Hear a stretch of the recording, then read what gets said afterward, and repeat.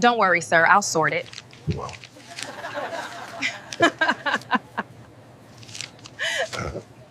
Her hand froze over the register. Not for a second. Not for a breath. It froze the way a person freezes when something inside them has already made a decision the rest of them hasn't caught up to yet.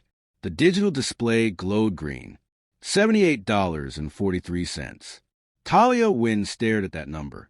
The fluorescent lights above her buzzed low and cold. The checkout line behind the man stretched 4 people deep. A baby whimpered 2 carts back. Somewhere near the frozen foods, a stock cart will drag against the floor with a slow, ugly squeak. Hi, viewers. Before we go any further, here's my question for you today. Has a stranger's small act of kindness ever completely changed how you saw the world? Drop your answer in the comments below. Hit that like button and subscribe so you never miss a story like this one. Nobody moved. That was the thing. The whole store had that particular stillness, the kind that comes when people hear something they pretend not to hear. For customers, 2 employees visible. Every single one of them looking at the floor, at their phones, at nothing, except Talia. She looked at the man in front of her. He was tall, wide through the shoulders. An old denim jacket, washed so many times the blue had faded to almost gray. Faded boots. No watch. No jewelry. The kind of man a room looked past. And standing right behind him, Candace Holloway had just said 3 words that were still hanging in the air like smoke.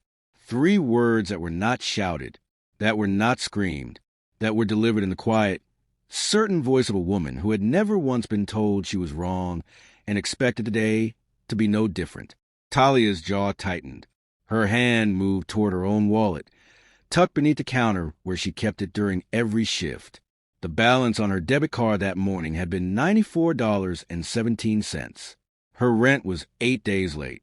Her hours had been cut last Thursday with no explanation, just a new schedule slid under the break room door. She reached for a card anyway, and the whole store went silent in a way that had nothing to do with noise. What nobody in that building knew, not the man at the register, not Candace, not the 4 people frozen in line, was that the stranger standing there in that faded jacket had more quiet power than every person in that store combined. But Talia didn't know that yet. She was just a cashier doing the only thing that felt right. And what happened next would change both their lives forever. The man's name was Eldridge Cade. And if you had typed that name into a search engine right now, you would have found almost nothing. No Instagram, no Twitter, no LinkedIn profile with professional photo, and a list of accomplishments scrolling down the screen. That silence was not an accident. Eldridge Cade had built his life the same way his father built everything, from the ground with both hands, without announcing it. He was born 62 years ago in a small house outside of Shreveport, Louisiana, where the soil ran red and the summers ran long, and his father, Clarence Cade, worked loading docks from sunup to sundown and came home smelling like diesel fuel and determination. Clarence was not a loud man. He did not make speeches. He made his son kneel in the garden on Saturday mornings and pull sweet potatoes from the earth with his bare hands. And while they worked, he talked. If you want to know who a person really is, Clarence said one morning, his hands dark with dirt, remove their comfort. Remove yours first. Then watch what the world shows you. Eldridge never forgot that. Clarence Cade died on a Thursday in October, 22 years ago. Heart attack, gone before the ambulance arrived. And every single year on that anniversary, Eldridge Cade performed a ritual that no one who worked for him knew about, no one who had ever interviewed him had ever discovered, and no one who sat across from him at any conference table would have believed if they had been told. He took off the suit, put away the titanium watch, sent his driver home, told his assistant to take the day. Then he put on the oldest clothes he owned, pulled out a battered wallet he kept specifically for these days, and left it at home on purpose, and he walked into the world without anything that announced who he was. Because at 62 years old, Eldridge Cade controlled shipping logistics terminals at 7 locations along the Gulf Coast, 4,300 employees, federal infrastructure contracts, a net worth that, if printed in a newspaper, would have made certain very powerful rooms go completely, uncomfortably quiet. Today was that Thursday in October. He had chosen Savannah, Georgia, a mid-sized grocery store on the south side of the city, a place called Fresh Mart with carts that rattled and lights that buzzed and a parking lot that needed repaving. He didn't choose it by accident. He never chose anything by accident. He was not there to shop.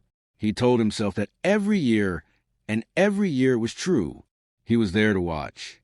The question was, and it was always the same question, what would he find? What he had not planned for was her. He moved through the store without drawing attention, which was harder than it sounded. A man the size of Eldridge Cade, 6'2", broad through the chest, carrying himself with that specific way of a person who had spent decades making decisions that other people lived inside. That kind of man usually pulled eyes wherever he went. But today, he moved deliberately slow, cart at his side, eyes forward, shoulders relaxed. He had learned to make himself look like a man with nowhere to be and nothing to prove. The store responded the way he expected it to. An older woman near the cantaloupes pulled her purse 2 inches closer to her hip the moment she saw him. She didn't look at him. She just did it, quick and automatic, the way a person does something they've done so many times it no longer requires a thought. Eldridge noticed. He always noticed. He picked up 2 apples and kept moving. He took his time through the bread aisle, found a plain loaf, the kind with the red and white label, the kind his mother used to buy on Fridays. He added 2 cans of soup, a bunch of bananas. Then he reached the baby formula section and stopped. He stood in front of that shelf for a full 30 seconds. His face gave nothing away. He selected 1 container, the mid-priced option, not the cheapest, not the most expensive, and he placed it in his cart with the careful hands of a man who understood that certain choices meant more than they appeared to. The formula was not random.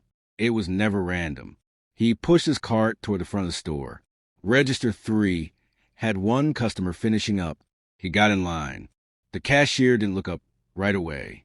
She was finishing a transaction, her fingers moving across the keypad with the steady rhythm of someone who had run this exact motion thousands of times and still did it clean. Her posture said tired. Her hands said professional. The combination told him something. Her name tag read, Talia. She had warm brown skin, natural hair pulled back from her face, and eyes that had a particular kind of depth in them. The depth that comes not from sadness alone, but from knowing things, from seeing things, from showing up anyway. She began scanning his items without ceremony. He watched her hands. Steady, careful, no wasted motion. Then he reached into his coat pocket.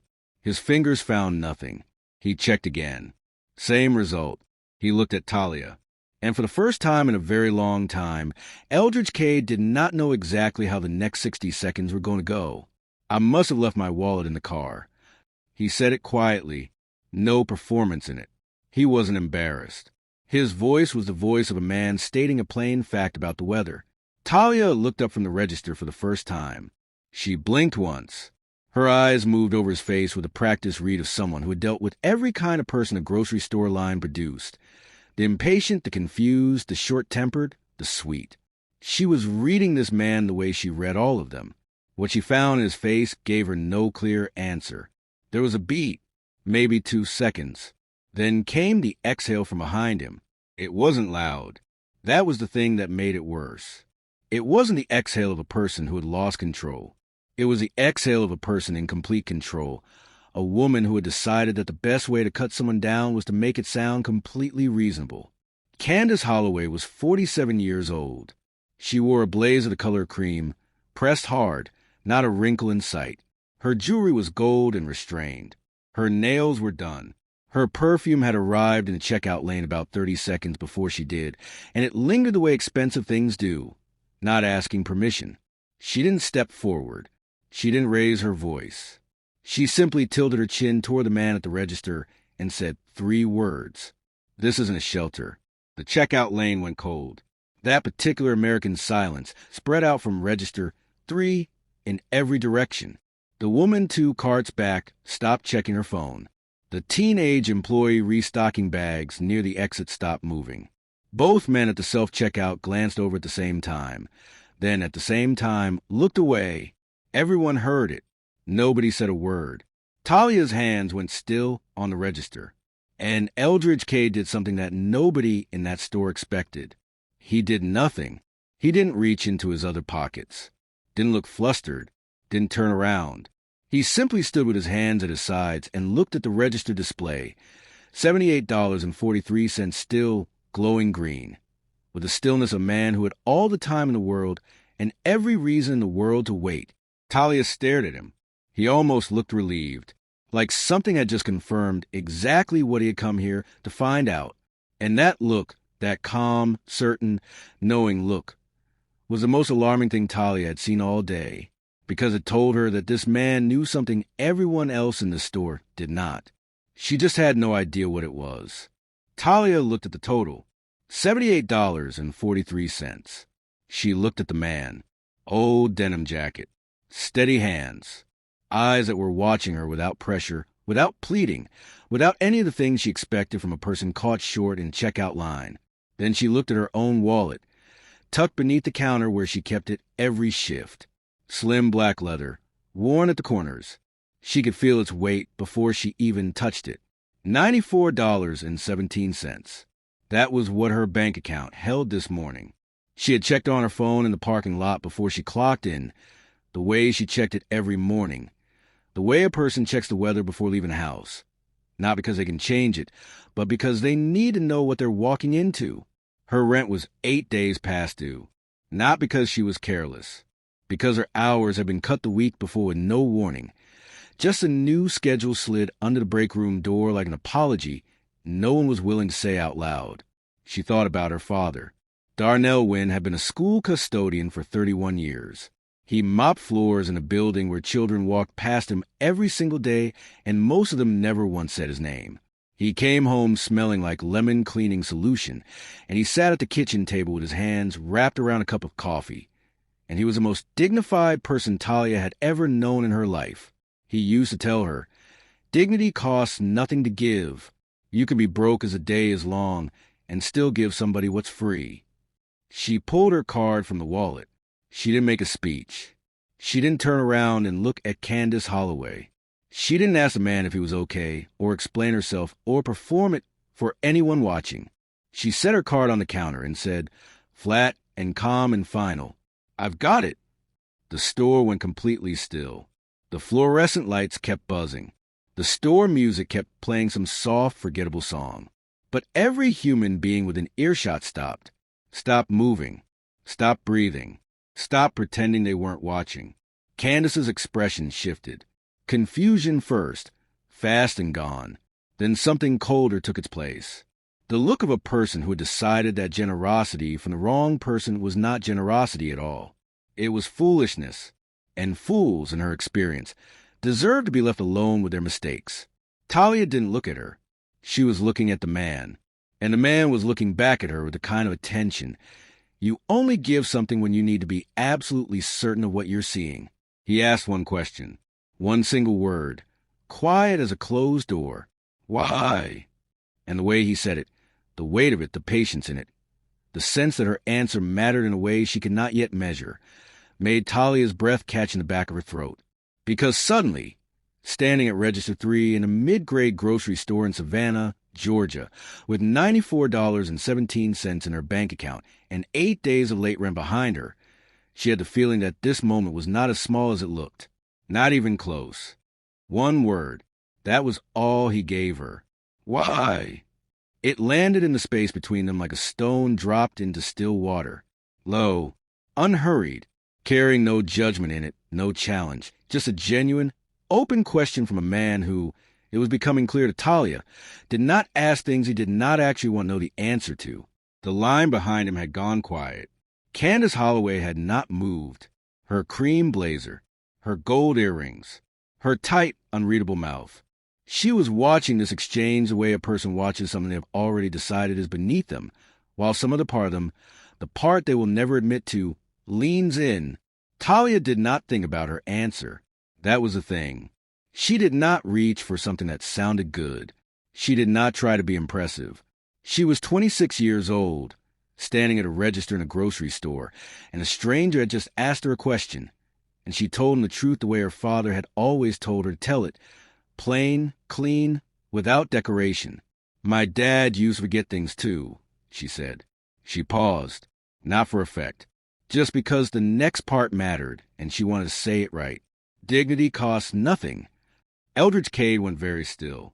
Not the stillness of a man processing surprise. The stillness of a man who has just heard something he came a long way to find and did not expect to find so quickly. The store music played on. The lights buzz on.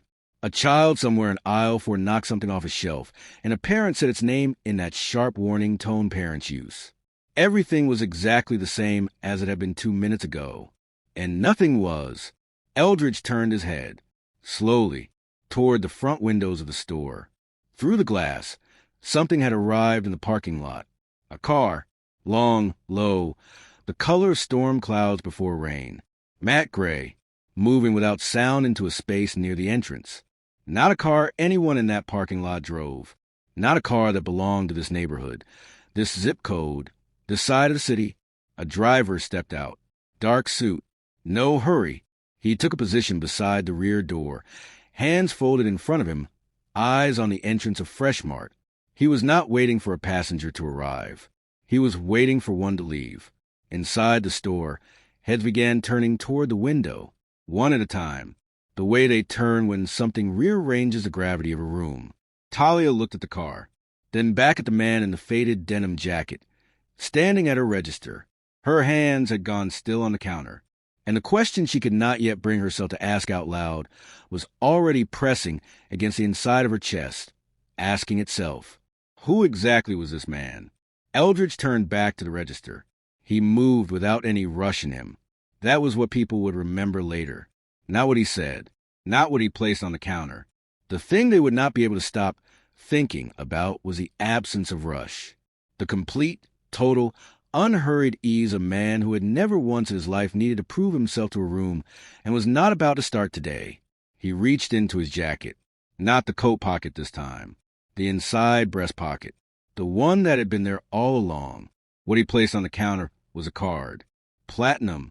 The kind with no numbers printed on the front. Because the people who carry that kind of card have an arrangement with their bank that goes beyond numbers. The kind of card that, when a cashier runs it, makes the machine pause for exactly 1 second longer than usual before it approves. He let it sit on the counter. Then he spoke, quietly, to the room, but not performing for it. I didn't forget my wallet. A pause. Short, deliberate, but I did find what I was looking for. The fluorescent lights buzzed on. The store music played on. The linoleum floor was the same scuffed gray-white it had always been. And yet every single person in that checkout area felt the room rearrange itself around those 2 sentences. Like furniture moved in the dark. Like waking up in a place you thought you knew and realizing the walls are in different positions than you remembered. Candace Holloway opened her mouth. Nothing came out. In 23 years of business dealings, property negotiations, and public confrontations, Candace Holloway had never once run out of words. She always had something. A pivot, a redirect, a smile that said she was already 3 steps ahead of wherever this conversation was going. Right now she had nothing. Her mouth was open, and the words had simply left. Talia stood at the register with her hand still flat on the counter. The platinum card was between them. She looked at it the way you look at an object that has just redefined every assumption you made in the last 10 minutes. Eldridge looked at Talia. One last time. Direct. Steady. A look that carried something in it she would not be able to name for weeks. Something between recognition and decision. He nodded once. Then he walked toward the exit with the easy stride of a man whose business here was finished. The driver outside opened the rear door before Eldridge pushed through the front entrance. The gray Maybach pulled out of the Fresh Mart parking lot without a sound. No rev of the engine. No dramatic exit. Just gone. The store exhaled. Talia picked up the platinum card from the counter, turned it over in her hand. No name on the front. No number. Just the shimmer of it under the fluorescent light. 48 hours later, Fresh Mart's corporate office received a phone call. Nobody who worked at that store saw it coming. Nobody except, perhaps, one woman who was still standing at Register 3, holding a card that did not belong to her. Try to work out what just happened to her ordinary Thursday afternoon. 3 weeks passed. No announcement, no memo, no visit from a regional manager carrying the particular energy of someone sent to deliver good news as though it were their own idea. The change came the way real change always comes when it is driven by someone with actual power and zero need for applause. It came quietly. On a Monday morning, a man named Terrence Abra arrived at Freshmart. He was calm, organized, and direct in the way that people are direct when they are not performing authority but simply exercising it. He carried a binder. He shook every hand on the floor. He knew every employee's name before he introduced himself, which was a kind of detail that told you everything about who had sent him. He called a brief meeting in the break room. Under new ownership, he said, all staff will be retained. Every single one. Full-time, part-time, overnight, weekend, the woman who sanitized the carts at 7 in the morning in any weather. All of them. Wages raised to $22 an hour, effective immediately. A tuition assistance fund, $4,000 per year, renewable for 3 years, open to any employee pursuing a degree or professional certification.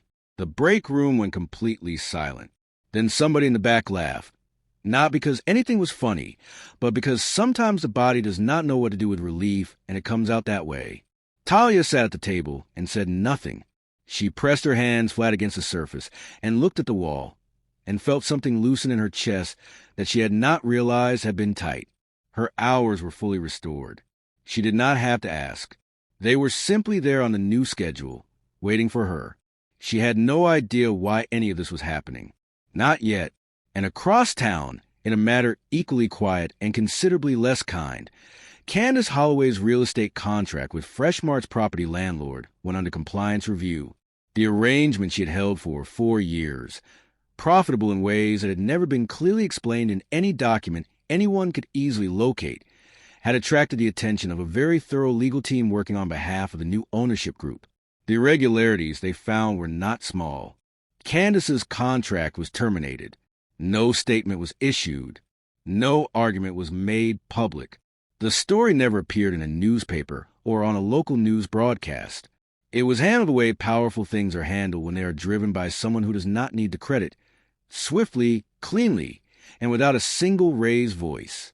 She had walked into a grocery store and used 3 words to cut a stranger down in front of a room full of people. She lost everything in a conference room she was never invited into. And Talia Wynn sat in the Freshmart break room on a Tuesday afternoon, eating a sandwich, grateful that her hours were back and her co-workers were breathing easier, completely unaware that every single thing that had shifted in her favor traced back to one man in a faded denim jacket. She was about to find out. He came back on a Tuesday. No driver waiting outside. No suit, just a plain dark coat and a cup of black coffee from a small cafe station near the Freshmart entrance, and a corner table near the window where the late afternoon light came in at the kind of angle that makes everything look warmer than it is. He was already seated when Talia's shift ended at 4 o'clock. She saw him the moment she pushed through the break room door. She stopped walking. Her coat was half on, one arm still out of sleeve, and she stood there in the gap between the break room and the store floor and looked at him sitting at that corner table like he had simply decided this was where he would be today, and the universe had agreed without argument. She finished putting her coat on, walked over, sat down across from him without being asked, because something in the way he was sitting to the chair had already been left for her. "You came back," she said. "I did," he said. He did not explain why. He picked up his coffee, set it down, looked at her with the full, unhurried attention of a person who had nowhere else to be and nothing more important to do than this exact conversation. "Tell me about your life," he said, not as a test, not as an interview, the way her father used to say it across the kitchen table on Sunday mornings, like your life was the most interesting subject in the room, and he genuinely meant to listen to all of it. She talked, carefully at first, then less so. She told him about her mother, Yvette, who had worked nursing home shift for 20 years and whose feet hurt every single night, but who never once called in sick because she said the residents would notice her absence, and she could not do that to them. She told him about the community college courses she had started and paused and started again. She told him about supply chain management, how she had read about it online one slow night at the register, the way logistics systems move goods from origin to destination with a kind of precision that felt almost like architecture, like a language built out of timing and trust and math. It sounded like something real, she said, something I could actually build a life around. But the tuition was $18,000 a year, and my savings were $600, so... She shrugged, not defeated, just honest. Eldridge was quiet for a moment. He was looking at her the way he looked at everything, with the total attention of a man who had built his entire empire on the ability to understand what a person was really made of. Then he smiled. Small, genuine, nothing performed in it. Good, he said. She waited. Let's start Monday. Talia did not cry. She did not cover her mouth. She did not look away. She was Talia Wynn's daughter, raised to receive good things with the same steadiness she received hard ones, and she had been waiting, without knowing she was waiting, for something that matched the size of what she was willing to give. She nodded, slow, certain, like some quiet part of her had always known this moment was coming. Like it had been on its way since the afternoon, she looked at a total on a register screen and chose dignity over math. Monday came. And what Talia walked into that morning was nothing like she had imagined, and everything she had dared, in her most private and careful moments, to hope for. 6 months later, a banquet hall in downtown Savannah, soft gold light from fixtures overhead, round tables dressed in white linen. The sound of a room full of people talking at the volume people use when there are someone that matters, and they are trying to behave accordingly. This was not a gala. A gala is about the people in attendance. This was a scholarship banquet, which meant it was about a reason larger than any one person in the room. The MC approached the microphone and introduced the fund. She said it bore no famous name, no family dynasty seeking a tax position, no corporation angling for goodwill.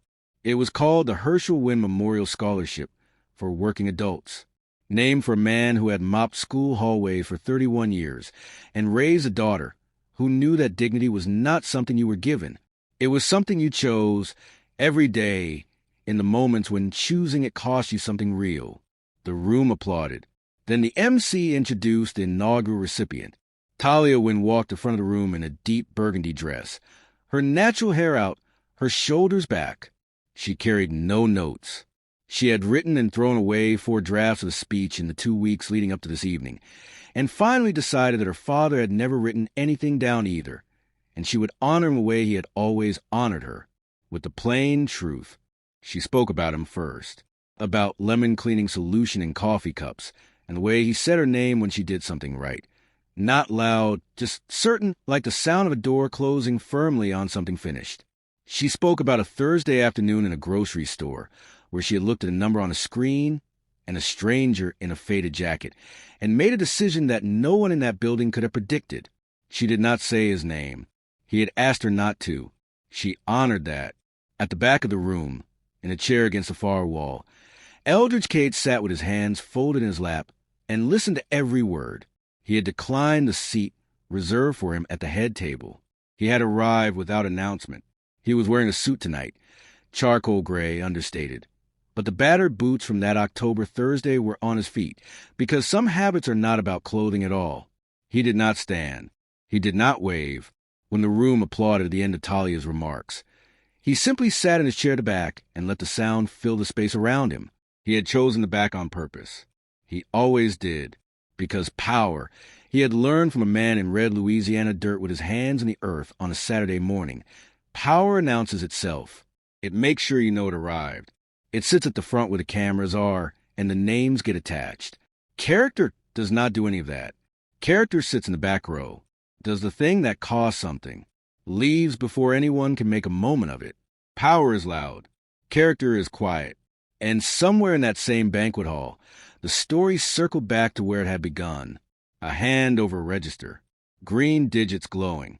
A decision made in the space of 3 seconds that required no special training, no wealth, no power of any kind. Just one person looking at another and choosing to see them. That was all. That was everything. If this story moved you, If it reminded you that the right thing and the easy thing are almost never the same thing, and that choosing the right thing anyway is exactly how ordinary people change the world quietly, then this channel has more stories just like it waiting for you. Stories about dignity, about courage, about the kind of justice that does not scream but restructures everything it touches. Subscribe right now and turn on your notifications so you never miss one. And before you go, drop a comment below and tell us, has anyone ever shown you unexpected kindness at exactly the moment you needed it most? Share your story. You never know who needs to read it today.